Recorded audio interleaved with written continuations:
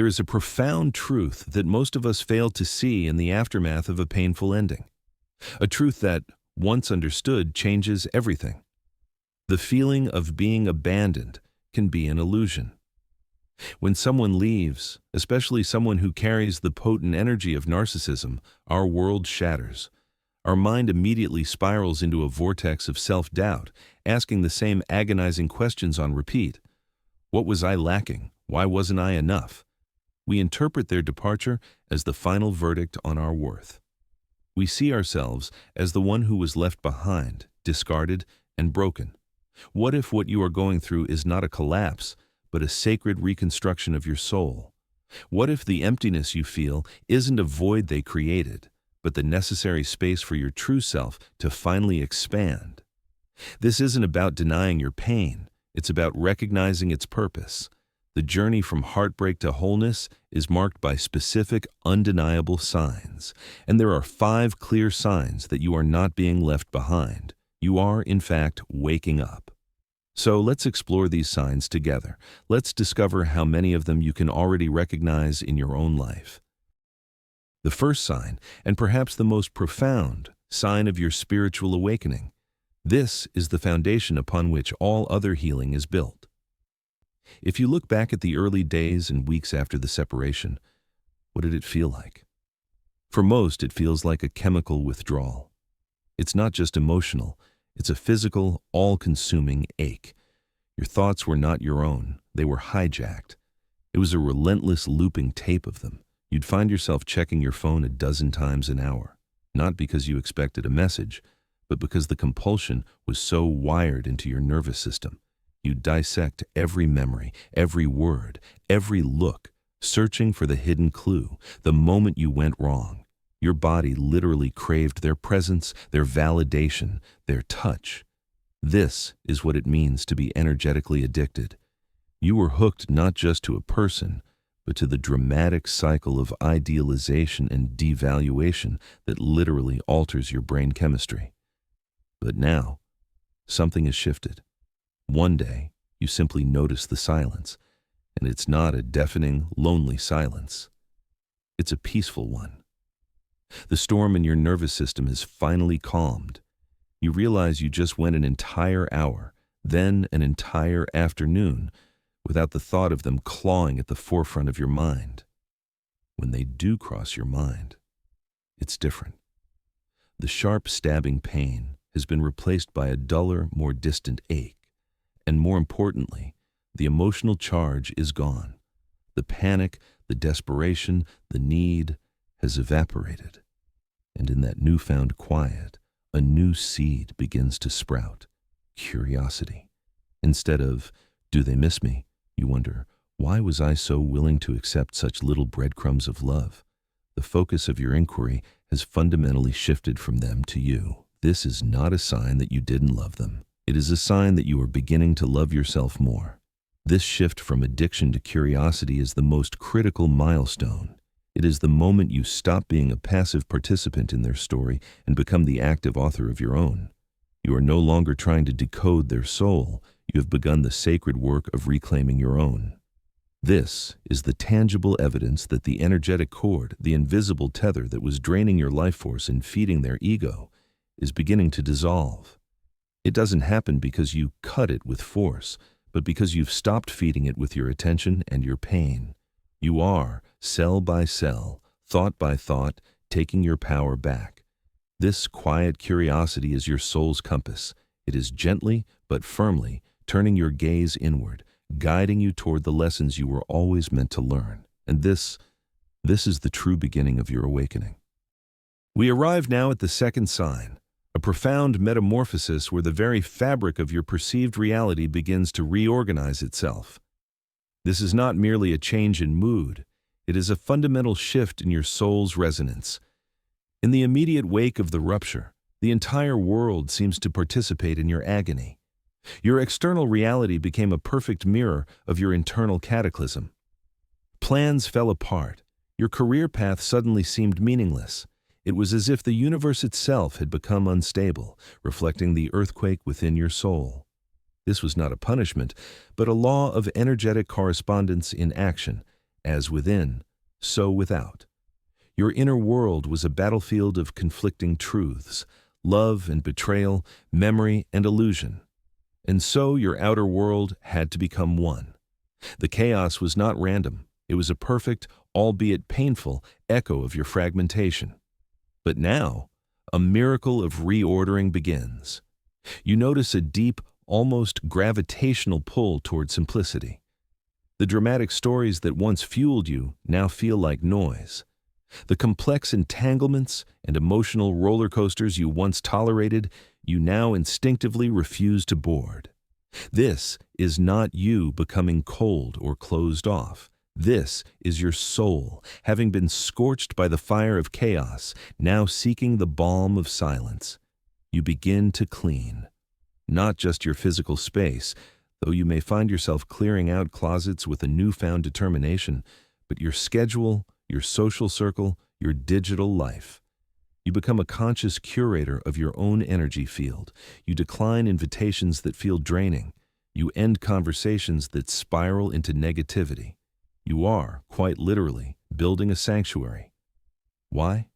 Because the storm inside you is finally ceasing. The hurricane of why and what if has blown itself out. The frantic search for answers has been replaced by a quiet acceptance of what is. And as the internal tempest quietens, its reflection in your outer world must follow. The frantic energy that was once projected outward, creating drama and disorder, is now being drawn inward, not as a destructive force, but as a creative one. It is the energy you are now using to rebuild. This newfound peace is not the absence of feeling. It is not numbness. It is the profound stillness that comes when the war between your heart and your mind has reached a ceasefire. It is the deep, resonant quiet of a soul that has stopped fighting reality and has begun to integrate it.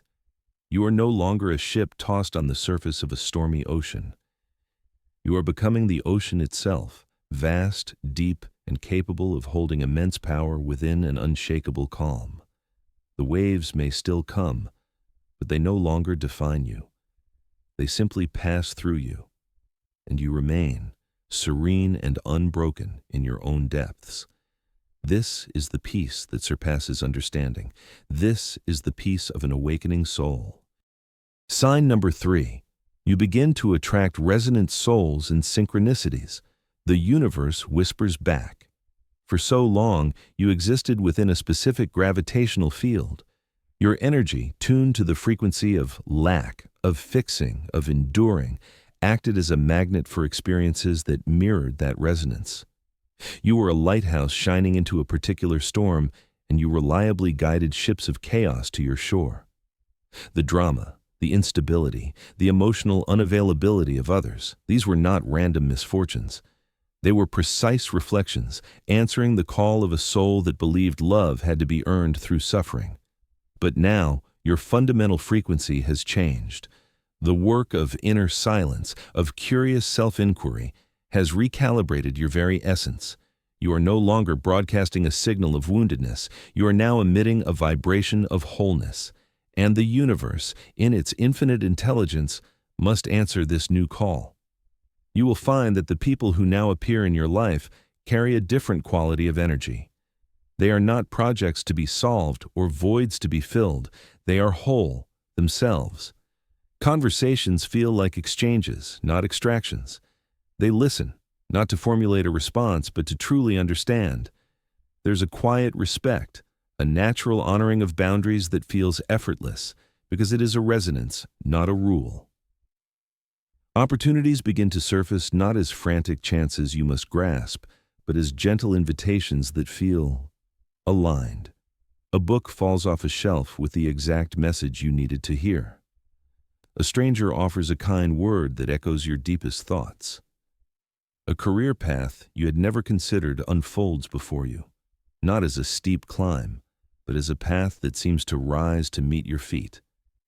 This is not the law of attraction as a mere transaction of positive thinking. This is the fundamental physics of the soul. You have stopped feeding the old constellation of your life, and a new one is beginning to form around the nascent sun of your awakening self. The old magnets of drama and rescue have lost their power over you because you no longer contain the corresponding iron of neediness and codependency. You have become something purer, something self-referential.